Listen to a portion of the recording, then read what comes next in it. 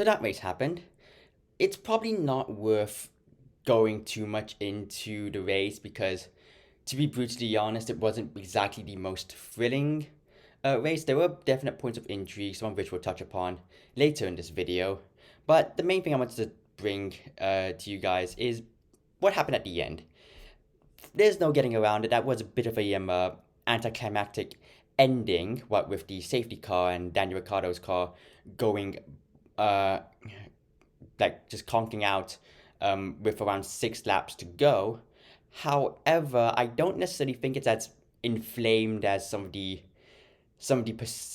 initial reaction seems to suggest.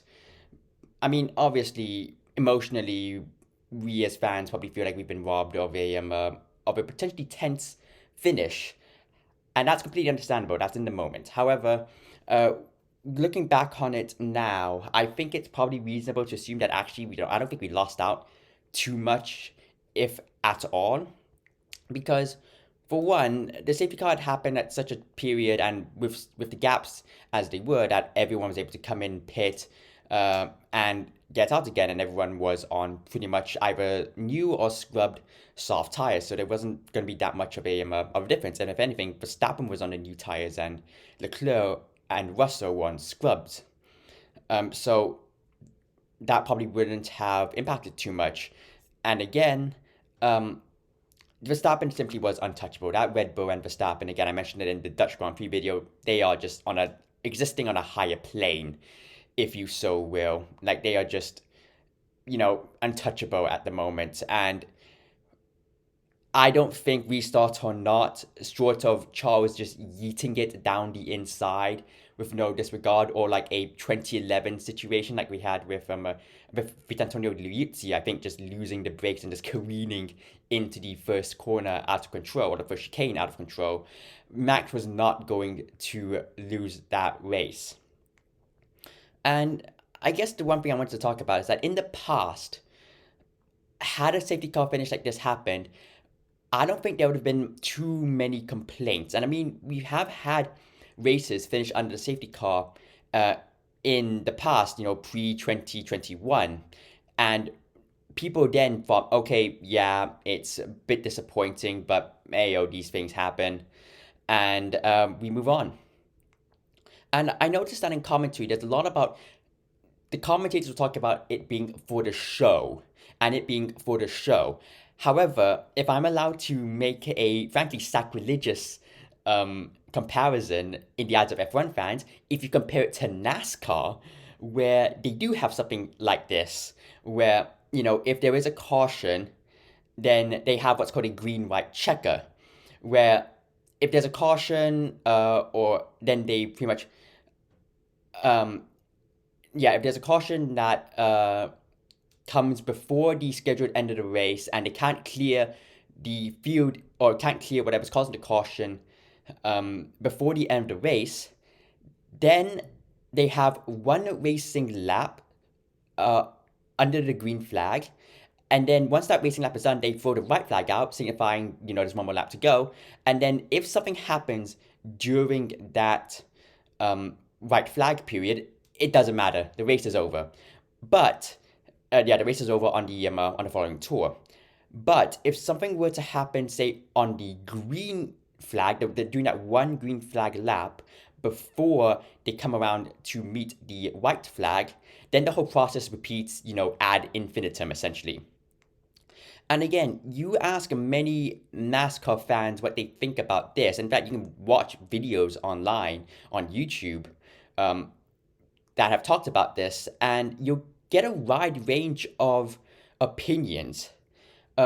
For one, and a common critique I've heard about this is that it's a bit too inauthentic. It's a bit too catered towards entertainment, and this is kind of what I fear Formula One has to kind of tread that balance.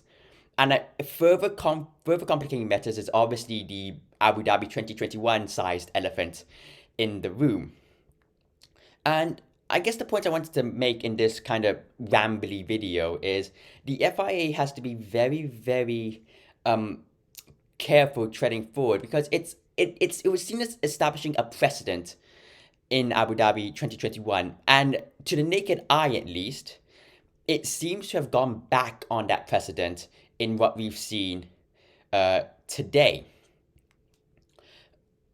So, what president doesn't want to carry on moving forward? I think, only time will tell for these kinds of issues.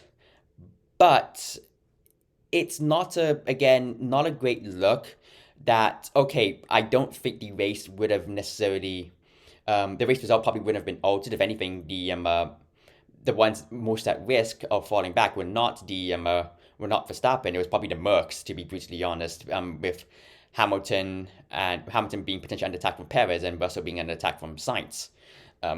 So apart from that, I don't think the front two would have changed all that much.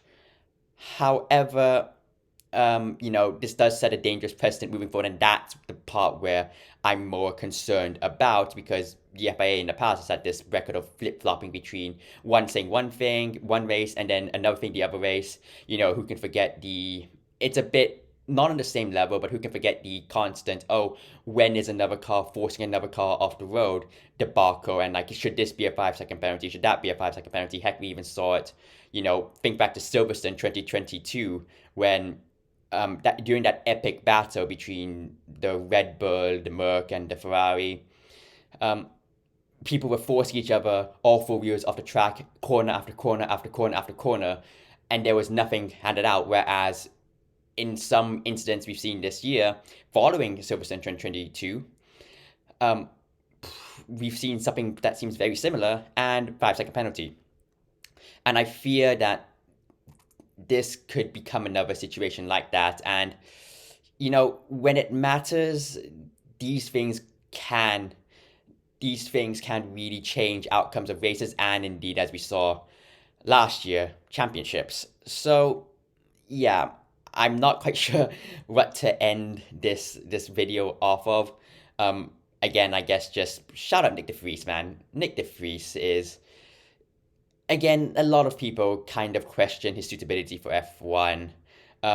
But I think this is just going to show that with very little preparation, okay, he's had FP1 sessions before with different teams, but nothing can prepare you for doing a qualifying and then a race stint. And, he's comprehensively outperformed Nicholas Latifi.